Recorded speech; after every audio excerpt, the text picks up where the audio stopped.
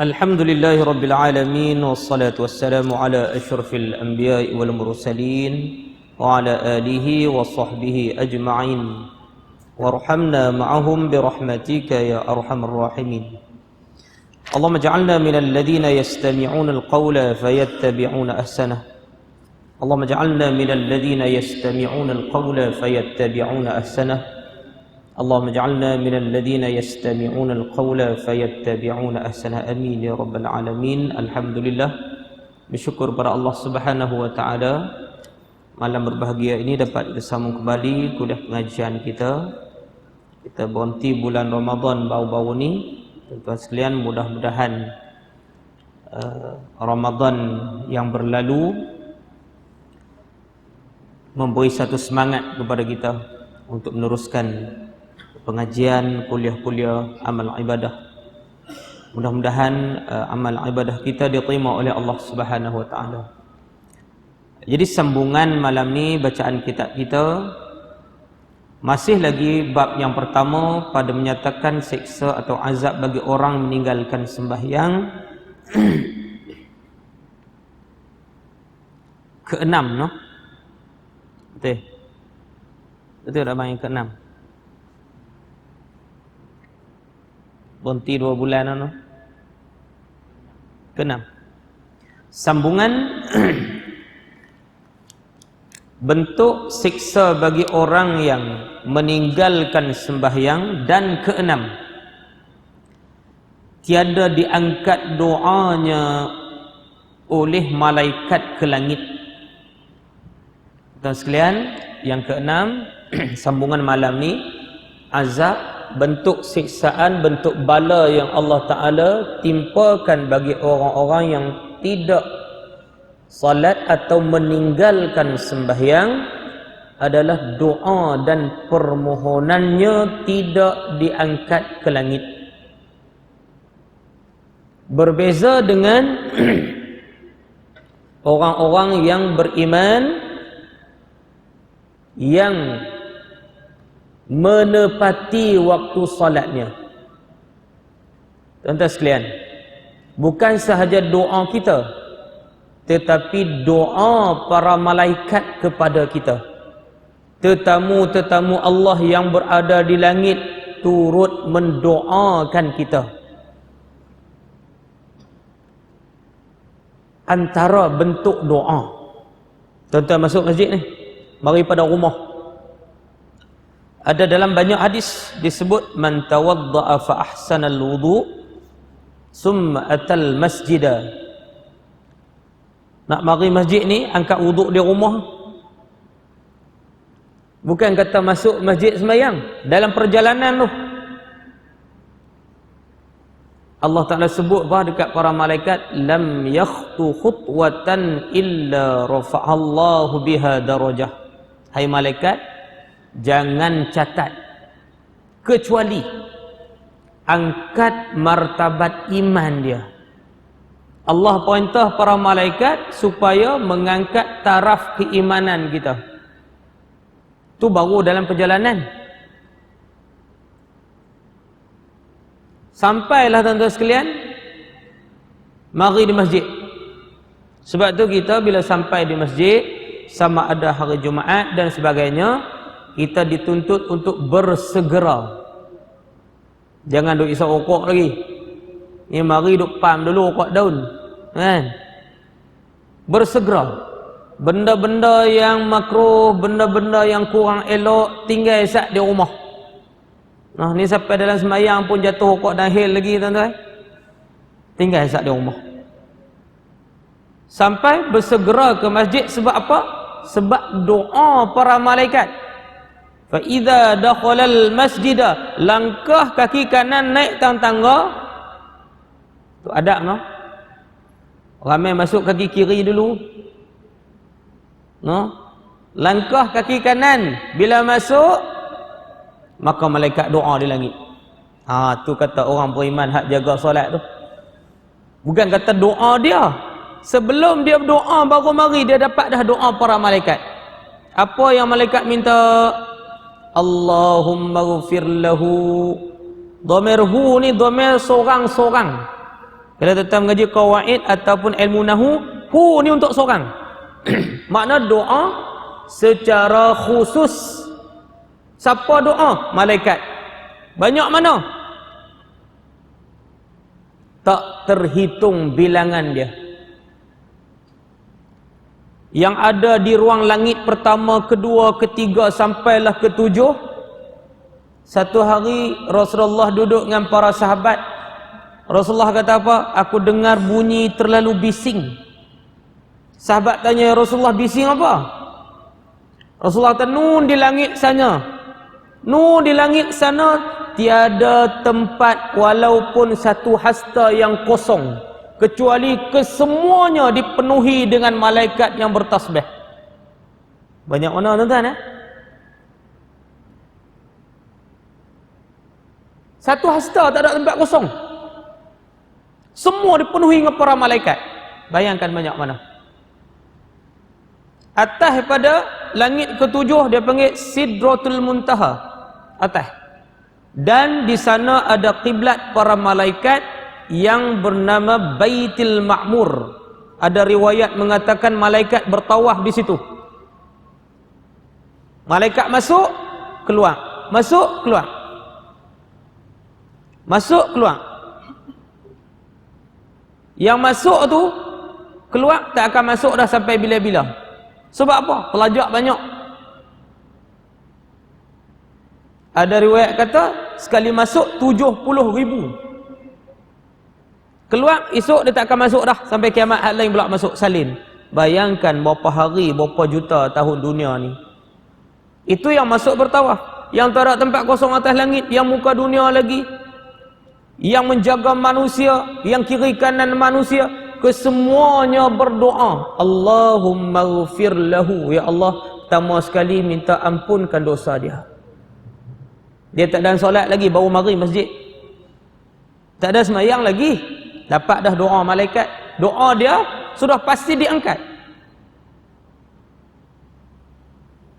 Allahumma arhamhu, doa yang kedua, ya Allah, turunkan redha, restu dan kasih sayang untuk dia. Seorang-seorang untuk dia. Itu doa malaikat. Tuan-tuan, kalau nak dihitung doa malaikat dengan doa kita, rasanya doa malaikat banyak lagi. No? Berapa kali kita sehari berdoa, cuba tanya. Tambah sembahyang seorang tak dah. Subuh dia kalut nak pergi kerja. Tuan-tuan, satu tuntutan yang hukum dia sunat muakkad, sangat-sangat dituntut. Bukan kata hak fardu ni, hak sunat. Sangat-sangat dituntut. Kalau kita tengok dalam hadis yang diriwayatkan daripada Aisyah radhiyallahu anha, qalat, lam yakun nabi sallallahu alaihi wasallam, lam yakunin nabi sallallahu alaihi wasallam ala syai'in minan nawafili ashadda ta'ahudan minhu ala raq'atayil fajri. Hadis muttafaqun alaih, Sahih Bukhari dan Sahih Muslim. Aisyah kata, Nabi SAW tidak ada satu amalan pun daripada kumpulan amalan-amalan yang sunat yang mana baginda tidak pernah meninggalkannya.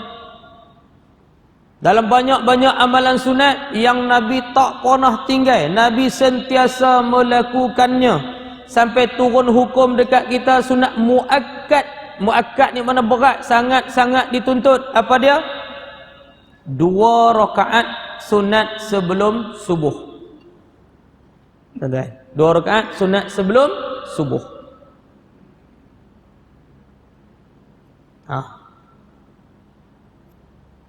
Makna peringkat umur macam kita nak kena bangun awal.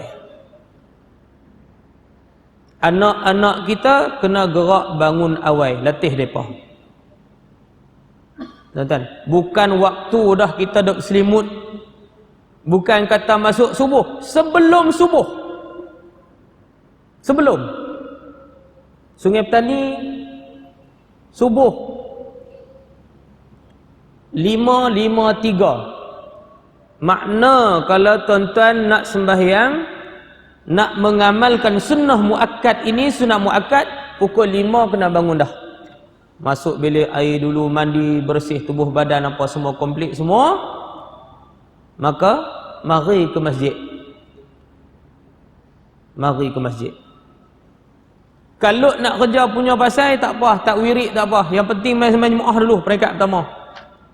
Sebab tuan-tuan ada komitmen lain, cikgu dan sebagainya, nak kena ke sekolah awal. Tak sempat Ustaz. Jauh dengan masjid. Surau. Sebab kita nak doa malaikat dalam perjalanan tu. Pagi buta lagi pukul 5, malaikat doa dah. Nak ambil yang tu. Pilihan tak akhir dah tak boleh juga, walaupun surau, sembahyang berjamaah bersama keluarga. Tapi doa dalam perjalanan tak ada. Nak angkat martabat iman tak ada. Sebab Nabi kata summa atal masjidah. Jadi doa pertama kita dapat sebelum masuk subuh lagi, malaikat sekalian di langit berdoa kepada kita. Tu dalam perjalanan tu, mari ke masjid. Sampai dalam hadis ni, ulama menafsirkan hadis ini, dia kata 2 rakaat sebelum subuh ni kalau kita kan sunat qabliyah. Ada pendapat ulama mengatakan mana sama ada tahiyatul masjid ke, tahajud ke, 2 rakaat. 2 rakaat yang Nabi tak pernah tinggal solat sunat qabliyah subuh. Makna waktu macam kita ni dah kena bangun awal, tak boleh duk buat lewat dah, duk meralik tidur tak boleh dah. No? Tak boleh dah. Pasal apa? Kita nak bayangkan dalam hidup kita, kalau kita lakukan dalam hidup kita, kita sekarang umur 60 tahun, kita ambil 60, hal lebih tu tak apalah, subsidi. Kita ambil umur 60 tahun, kita kali dengan purata setahun duk ada 365 hari.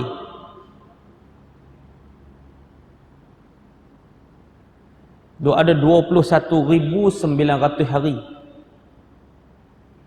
Atau kita kali,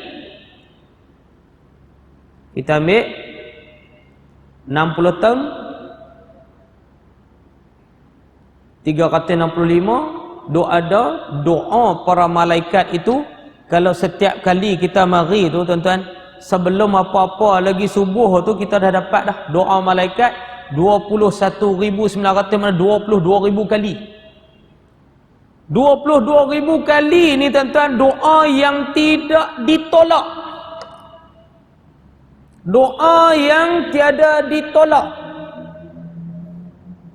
Doa para malaikat, makhluk yang tidak ada dosa, yang hampir dengan Allah, confirm Allah terima, dapat rahmat kasih sayang. Pagi buta lagi ni, pukul 5 dapat dah, bergerak dah mari, dapat dah. Tuan-tuan, kalau umur kita 60 tahun, inilah yang kita lakukan, bahagia umur hidup kita. Panjang mana umur kita lebih pada 70, bahagia. Tapi dah masuk subuh dok merekod lagi. Lepas azan subuh dok merekod lagi, sampailah tamat waktu subuh, berlaku pertukaran antara malaikat yang bertugas siang hari dengan hak bertugas turun malam hari. Sebab malaikat bertukar shift, waktu subuh dengan waktu asar. Yang bertugas siang hari dia bertukar pada waktu subuh sampai asar, dia naik ke langit. Hak malam malaikat turun pada waktu asar sampai ke subuh. Bila mana matahari mula naik daripada perut bumi, hampir-hampir terlucut waktu subuh, tamat waktu subuh, tuan-tuan, kita bakal mendapat doa laknat daripada para malaikat. Orang yang bangun awal, orang yang awal untuk ke masjid doa rahmat, pengampunan, kasih sayang, berbeza dengan orang yang tidak solat subuh. Pastikan dalam rumah kita, anak kita, keluarga kita tak ada seorang pun yang tinggal subuh, sebab doa yang dibacakan oleh para malaikat merupakan doa berbentuk laknat. Kita boleh buka hadis riwayat Abu Hurairah. Terbenam matahari, malaikat doa. Naik matahari, malaikat doa. Antara doa dia kata, Allahumma a'ti mumsikan talafa wa a'ti mumsikan khalafa. Ya Allah, lipat kurniakan rezeki, rahmat, kasih sayang bagi orang yang menuntut redamu, mana orang yang sujud dekatmu, orang yang patuh syariatmu. Dan ya Allah, timpakan kemudaratan, kepapaan, papa kedana, kehinaan bagi orang yang tidak menuntut redamu. Subuh buta kena laknat dah. Ramai tuan-tuan, bukan sikit tu. Bukan sikit. Tangan-tangan yang berdosa di awal waktu dengan Allah Azza wa Jalla, doa tidak diangkat ke langit, tidak didengari oleh para malaikat, tidak didengari oleh Allah Ta'ala. Jangan. Saya teringat imam daripada Bosnia Herzegovina. Dia datang ke Malaysia waktu mana Bosnia kena serang dengan tentera Serbia dulu. Tuan-tuan ingat tak? Orang Islam di sana dibunuh, dibakar hidup-hidup. Anak isteri ni, mereka berkah suami, mereka bakar hidup-hidup depan suami, mereka rogol anak dara depan suami, depan mak bapak. Lepas tu bakar, semelih tengkok ramai-ramai. Satu kubur jumpa mayat 70, 300, satu kawah besar.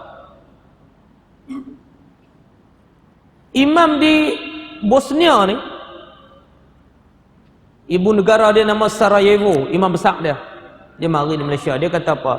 Dulu kami hidup mewah, kaya raya, senang lenang. Kehidupan kami serba canggih. Daripada masjid penuh berkurang, last sekali masjid kosong, yang penuh kelak malam.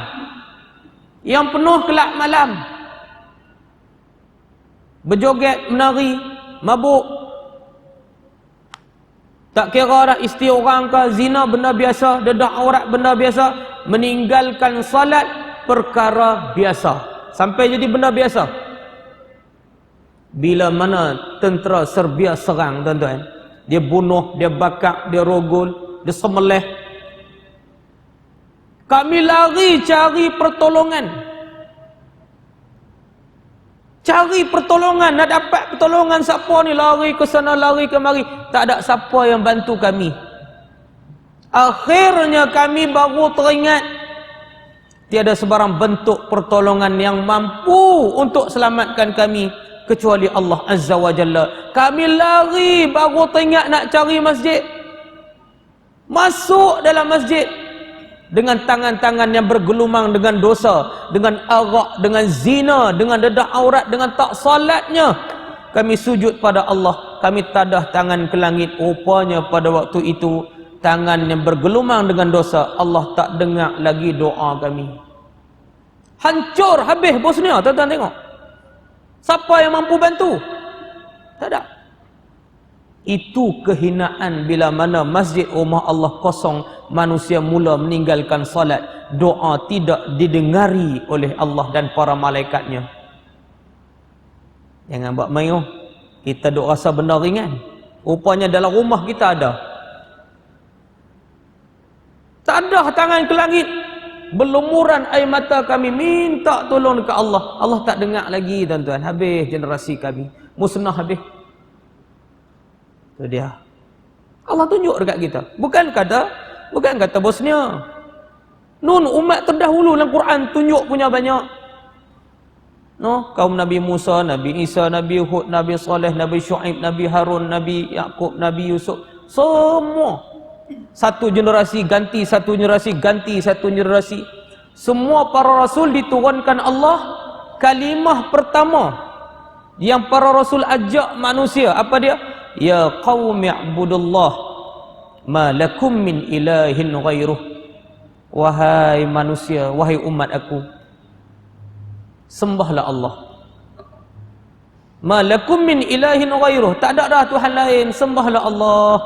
Jadi bila engkar tuan-tuan, semua generasi umat terdahulu ditenggelamkan Allah dalam azab dia, dalam bala dia. Ada banjir, ada jerlih tanah, ada datang taufan, ada wabak penyakit, macam-macam Allah musnah. Zaman kita tuan-tuan disebut secara jelas, doa tangan-tangan orang yang tidak sujud kepada Allah tidak diangkat ke langit.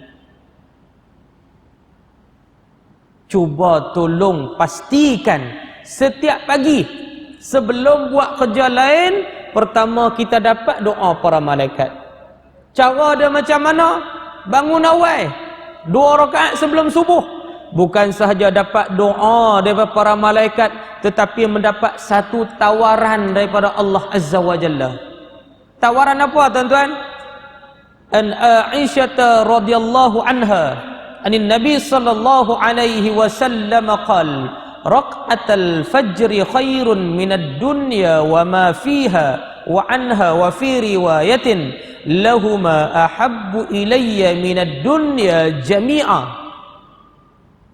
Nabi kata, siapa yang bangun 2 rakaat sembahyang sunat sebelum solat subuh, Nabi kata terlebih baik nilai dia amal ibadah yang 2 rakaat itu khairun minad dunya wa ma fiha, apa yang ada di dalam dunia dalam segala bentuk kemewahan dan kesenangan dan segala bentuk keseronokan, khairun minad dunya wa ma fiha, lebih daripada segala isi dunia, 7 tala langit dan 7 tala bumi.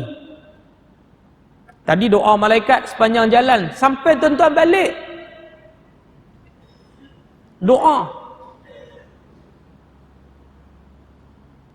Dosa kecil berguguran, habis semua. Masuk dalam masjid pula dapat doa rahmat kasih sayang. 2 rakaat ini lebih baik daripada segala bentuk isi kandungan dan keseronokan kemewahan dunia, 7 tala langit dan 7 tala bumi, terlebih baik. Tuan-tuan bayangkan kalau 60 tahun kita ada ulang alik, setiap-tiap pagi kita dapat doa dan ganjaran khairun minad dunya wa ma fiha. Tuan-tuan, istiqamahlah dengan masjid daripada pagi-pagi buta ni. Duk sibuk dengan dunia sampai tak ada nak fikir ni. 2 rakaat sebelum subuh. Kalau 2 perkara ini kita mampu lakukan, bahagia di akhirat di sisi Allah Subhanahu Wa Taala. Bahagia. Itu baru atas muka dunia yang dapat. Hak dahsyat lagi nu, bangun hari kiamat esok, no, lagi dahsyat. Sab'atun yuzilluhumullahu yawmal qiyamati yawma la zilla illa zilluh. 7 golongan yang bakal berteduh di bawah naungan arasy Allah bila mana bangun di hari kiamat besok. Matahari qida mailin awisnaini, matahari turun atas kepala kita kadar sejengkal 30 hasta ataupun 60 hasta paling tinggi. Panas dia mengatasi, Nabi kata kena tambah lagi 69 kali ganda, menjadi 70 kali ganda. Panas yang paling panas ada atas muka dunia kena ganda lagi 69. Itu dia. Allah beri tawaran, bangun, duduk, berteduh di bawah naungan arasy. Berderet, duk tunggu nak bawa pergi syurga. Pertama, al-imamul adilu, pemerintah yang adil. Tuan-tuan, jadi pemimpin, jadi pemerintah adil. Bukan adil bagi projek. Imam Mawardi disebut dalam kitab dia Ahkamus Sultaniyah. Dia kata al-imamu mawdu'atun li khilafatin nubuwah fi hirasatid din wa siyasatid dunya bih. pemerintah dihantar ke dunia. Tuan-tuan, pertama apa dia? Li khilafatin nubuwah, meneruskan delegasi para rasul. Apa yang Nabi buat dulu? Bina negara Islam. Itu delegasi yang Nabi bawa. Pemimpin dihantar, tujuan yang pertama ikut cara yang Nabi bawa. Fihi rasatid din, jaga agama, tu kerja pemerintah. Jaga agama, tuan-tuan. Nak jaga agama macam mana? Tuan-tuan tengok zaman kita, pemimpin, pemerintah yang duduk atas kita, apa jadi? Apa jadi? Tuan-tuan boleh nilai sendiri. Saya tak perlu sebut. Baik bini-bini pemerintah, baik anak-anak pemerintah, itu baru yang bawah ketiak mereka. Hal lain tak lagi. Tambah sekolah agama, bantuan bukan dapat. Sekolah agama rakyat, pondok lagi tak dapat. Padahal yang ni duk tahan akidah rumah pun. Pondok-pondok pengajian agama, mengaji kitab tu, kitab kuning tu. Itulah benteng. Benteng ummah yang tuan-tuan duk tumpang ilmu tu. Saya dulu pengaji bersila macam tuan-tuan lah, mengaji pondok. Tok Haji Umar, pondok Tok Haji Saleh, Tok Guru meninggal baru ni. Hak tuan-tuan duk tumpang ni ilmu depa ni, ambil dekat depa. Mana ada bantuan? Jaga agama apa lagu tu? Ni Tok Siak ah, Tok Siak. Tuan-tuan, sepatutnya orang jaga masjid ni, kerajaan kena fikir satu mekanisme untuk mengangkat martabat mereka. Tok Siak elan 450. Lepas tu dia kata Tok Siak 5 waktu kena ada. Mampus lah kawan tu anak 10 orang. Nak jamu ke darah nak apa? 450. Nak kena cari kerja. Nu di belah baling untuk imam niaga sayur. Tok imam motong getah. Tuan-tuan bayangkan. Sebab tu institusi masjid orang tak minat. Buka tawaran Tok Siak 3 bulan, siapa pun tak mau isi borang. Dah dia kata gaji sikit, duk hentam aku pula. Tik cicak sebiji duk hentam aku. Memang betul. Cuba naik taraf. Tok Siak gaji 2,500.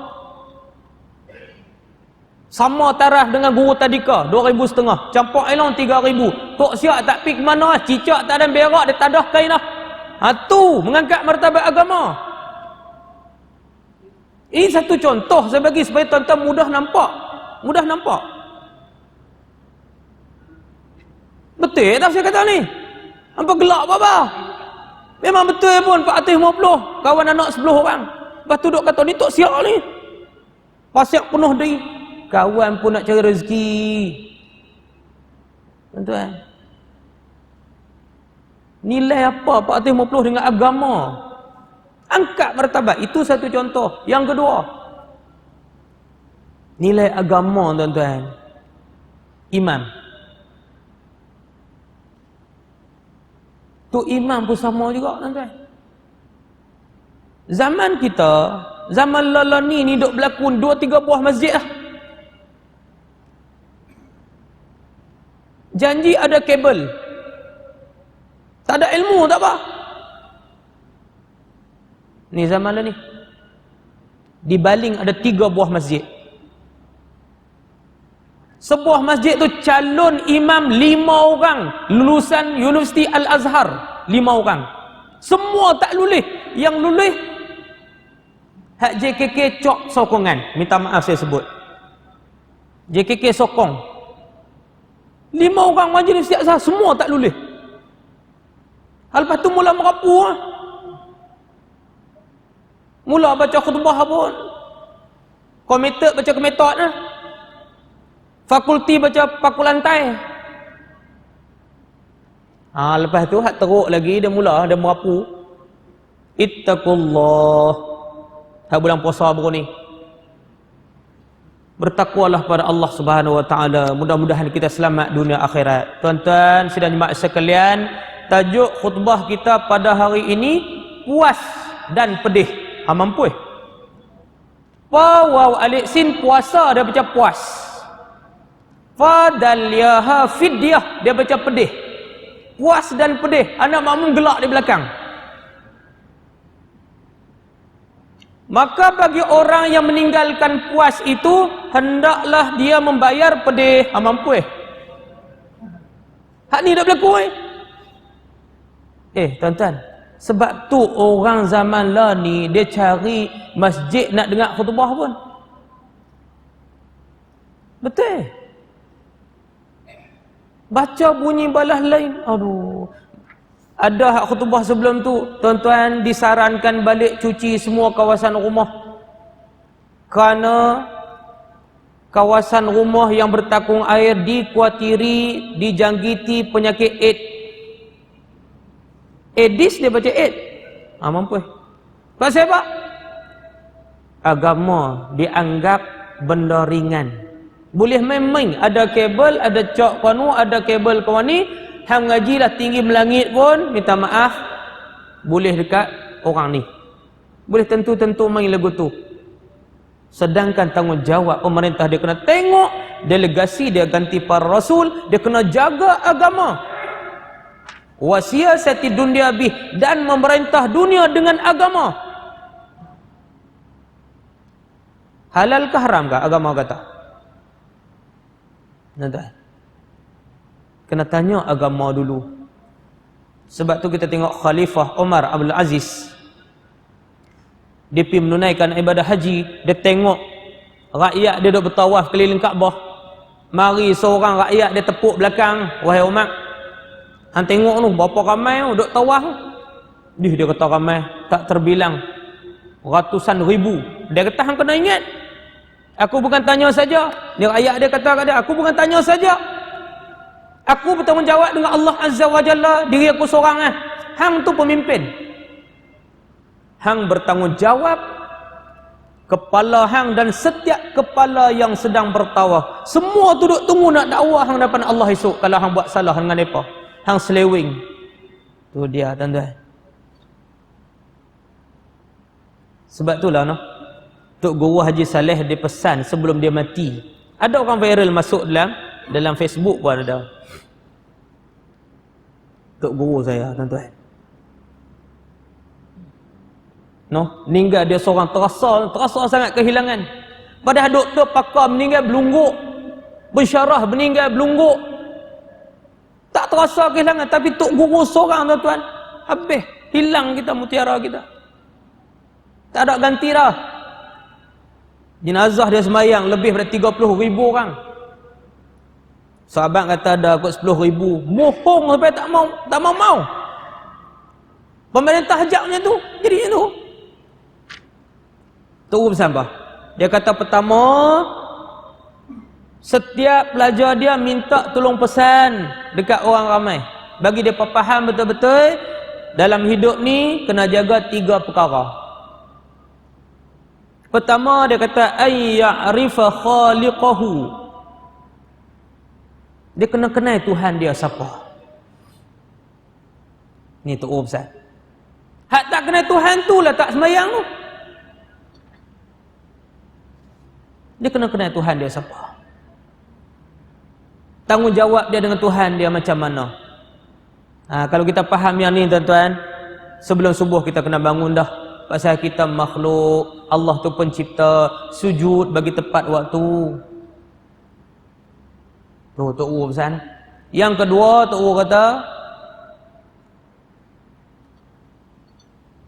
ay ya'rifa ma yadurruhu wa ma yanfa'uhu. Dalam hidup ni dia kena kenal mudarat ke manfaat ke. Satu-satu benda nak buat, tengok manfaat lebih besar ke mudarat lebih besar. Saya ambil contoh lah bagi tuan-tuan mudah faham. Baru ni kalut, satu Malaysia kalut, Risda nak tanam ketum. Pegawai Risda kata menambah pendapatan berlipat kali ganda. 1 kilo $50. 1 kilo daun ketum sama dengan lebih kurang RM180 duit kita sekilo. Sekerat bu RM1.09, dia RM190 sekilo. Nak tanam ketum. Perlih sokong awal lagi. Sebab bekas menteri besar dia ladang ketum paling besar dalam Malaysia. Terengganu sokong. Terengganu sokong. Nasib baik Kedah ni kerajaan dia faham sikit. Kedah kita ni. Tak larak apa dia lawan berkelun. Dia kata siapa tanam ketum kami rampas tanah. Baguslah juga. Tentu kita pujilah. Memang bagus. Bekas menteri besar Kedah Mahathir Khalid pun dia kata juga. Tara tak tanam, dia kata melelong habis lah. Kot universiti pun melelong. Habis semua dah. Tuan-tuan duduk kat Sungai Petani biasa tengok dak daun ni, daun ketum ni. Biasa dengar ya. Daun ni orang tua dulu dia buat ubat sakit perut, sakit urat. Rendam 3 helai minum, lega sakit urat. Zaman lah ni budak-budak muda dia rebus. Dia masukkan Coca-Cola, dia masuk Panadol, dia masuk ubat nyamuk, dia masuk ubat batuk, dia kena itu berdengung. 3 hari 3 malam tak tidur pun tak apa. Amerika menatang pokok Yahudi ni tuan-tuan, dia tengok Malaysia, dia kata tak perlu nak bom, tak perlu nak hantar mortar, tak perlu nak hantar jet pejuang. Padan dengan mereka ni kita tanam ketum. Mereka tawarkan daun ketum, nak beli dengan harga yang mahal, kononnya nak buat ubat penahan sejuk, musim sejuk, buat pil telan, pakai t-shirt pun tak apa, panas badan. Awak sebelum ni pembentak darah nak tahu apa, musim sejuk. Tiba-tiba nak beli ketum hak Malaysia pula tu. Bukan Thailand, bukan Indonesia, bukan Filipina, Malaysia. Yang reseda ni pok-pok menteri dia tak tengok hak mana mudarat yang besar ke kecil ke. Duk kira minta ke kerajaan lulus akta ni. Kita nak tanam besar-besaran. Semua kebun getah habis tanam ketum lepas ni. Tuan-tuan boleh tengok lepas ni. Tok Siak, Tok Imam, Tok Bilal sebelum azan, sebelum jadi imam kena teguk ketum dulu. Dia akan jadi satu peringkat 20 tahun lagi. Inilah generasi muda yang nak ganti tempat agama kita, nak jaga agama. Tu dia. Nak berkhutbah kena tak ketum dulu sebotai tepi tu, tepi mimbar. Tak kekacau. Kesan dia lebih pada dadah datang ni. Kampung saya 3-4 orang mati lah. Mati. Overdose dia lebih sangat dia punya sukatan dia diminum. Tuan-tuan, tengoklah mana mudarat, mana manfaat. Bila hubungan renggang dengan Allah, tuan-tuan, dia tak nampak dah, duk untung semata. Kerja untung semata. Dan yang 3 tu pesan, nak buat sesuatu benda kena fikir. Ay ya'rifa ahwalahu ba'dal maut. Kena perhati betul-betul. Lepas dia mati dia dapat balasan apa esok? Celaka ke bahagia ke? Kena prepare siap-siap. Prepare siap-siap. Nak pi lorong kanan ke ashabul yamin, nak pi lorong kiri ke ashabul shimal. Perhati betul-betul. Punca dia mari tang mana? Punca segala bentuk permasalahan ini manusia meninggalkan hubungan dengan Allah. Tok guru saya sebut, Tok Haji Saleh kata hubungan dengan Allah ni satu cara ya, satu cara ya. Tak ada dah cara lain. Kita mesti salat 5 waktu sehari semalam. Itu cara dia. Berinteraksi dengan Allah, mengadu dengan Allah. Ujung kepala sampai ujung kaki menghadap kepada Allah. Sampai ibu jari kaki waktu sujud pun kena lipat menghadap ke kiblat, menghadap Allah. Pandangan kena jaga tuan-tuan, tak boleh tengok kata untuk Allah. Hati kena jaga. Pergerakan tangan kena jaga. Habis semua serah diri pada Allah. Itu cara dia. Kalau tinggal sembahyang, tak ada lah. Hubungan kita dengan Allah terputus. Lain tak ada. Ibarat pakai handphone lah. Pakai handphone beli mahal sampai 3,000. SIM card tak ada, lain tak ada. Usung handphone. Orang tanya, oh handphone mahal 3-4 ribu. Oh baru beli. Berapa beli? 3,000 lebih. 3 bulan dah beli. Main nak telefon kat anak aku Ustaz? Minta maaf, lain tak ada. Orang duk usung handphone lain tak, ni orang panggil orang gila, tak sempurna akal. Kalau orang hubungan putus dengan Allah apa lagu tu? Orang panggil orang apa? Tuan-tuan tak boleh sebut tu. Itu dia tuan-tuan. Tak ada dah cara lain. Dengan Allah satu ya. Hubungan kita perantaraan dia adalah salat. Tinggal yang tu punah rana habis semua. Lepas tu tuan-tuan tengok Turki tak jatuh kerajaan dia. Mereka cuba nak rampas baru ni. Siap dengan jet pejuang, siap dengan helikopter hilang 40 biji. Siap dengan pegawai kanan tentera, semua komplit. Berpakat dengan segala bentuk mahkamah, dengan peguam, dengan pegawai-pegawai risikan, habis semua, link habis semua. Yang ni pula lari habis pas ke Syria, lari habis pas ke, habis semua. Berpakat, tapi tak jatuh kerajaan dia. Tuan-tuan tahu pasal apa? Cuba buka tengok laman web, tengok. Perdana Menteri dia, start pada Perdana Menteri dia, presiden sampai ke bawah. Mereka ni satu, tak tinggal salat berjemaah. Yang kedua, tak tinggal baca Quran tiap-tiap hari. Subuh di Turki, tuan-tuan boleh buka YouTube ke, buka laman web. Subuh di Turki melimpah macam mana sembahyang Jumaat. Allah jaga kerajaan dia. Tak jatuh. Kerajaan kita jaga kepung. Tengok-tengok harta kita kena sita di Amerika 2.6 bilion. Tak pasal-pasal macam mana berlih pi belah tanah tu. 4.6 bilion. Hak duk tirih ni tuan-tuan. Ni saya duduk saja-sajalah. Minggu lepas saya duduk saja. Saya campur 2.6 bilion, campur 4.6 bilion, campur duit hadiah dekat anak tiri 94 juta dolar US hadiah. Tuan-tuan biasa terima hadiah ke sampai teratur?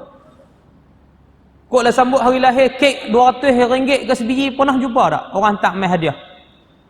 Kek RM200 tak biasa berjumpa, ni 94 juta US hadiah dekat anak tiri. Campur-campur semua tu tuan-tuan. Setiap kepala rakyat Malaysia dia akan dapat seorang 114,000 setiap kepala. Tuan-tuan tak apa-apa ke dana dah. Agama tak apa-apa ke dana. Masjid bukan macam ni taraf dia.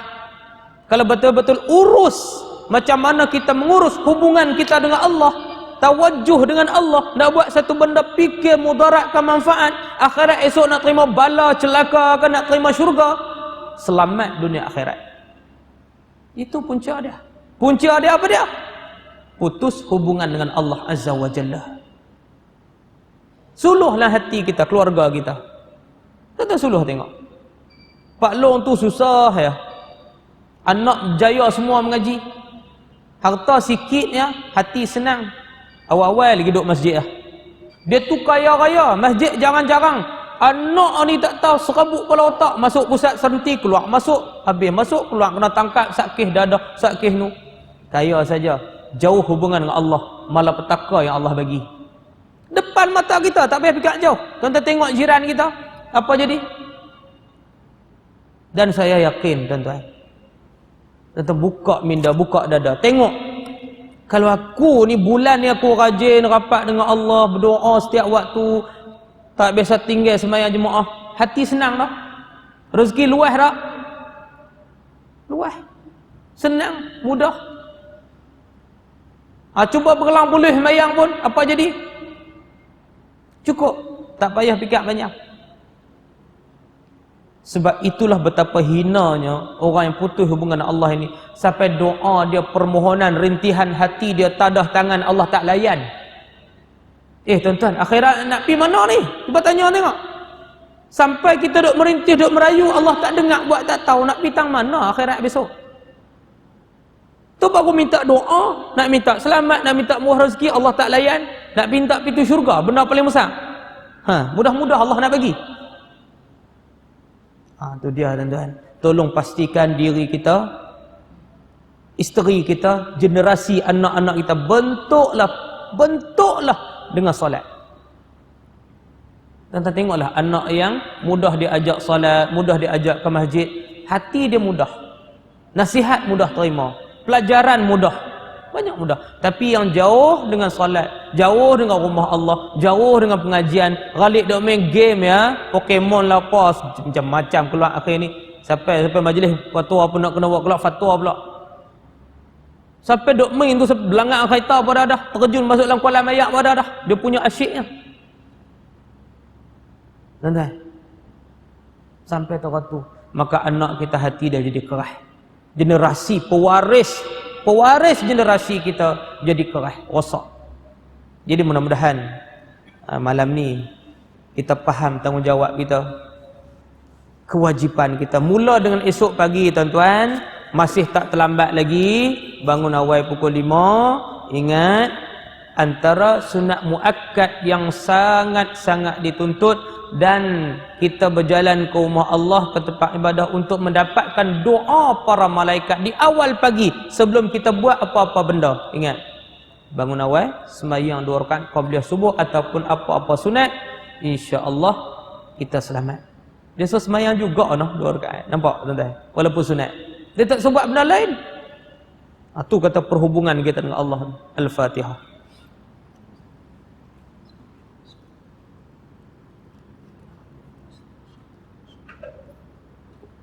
Bismillahirrahmanirrahim. Alhamdulillahirabbil alamin wassalatu wassalamu ala asyrafil mursalin wa ala alihi washabihi ajma'in. Allahumma nawwir qulubana binuril iman, rabbana zidna wa la tanqusna wa akrimna wa la tuhinna warḍina warḍa 'anna wa asirna wa la tu'sir 'alaina ya karim. Wa sallallahu ala sayyidina Muhammad wa ala alihi washabihi ajma'in walhamdulillahirabbil alamin. Wassalamu alaikum warahmatullahi wabarakatuh.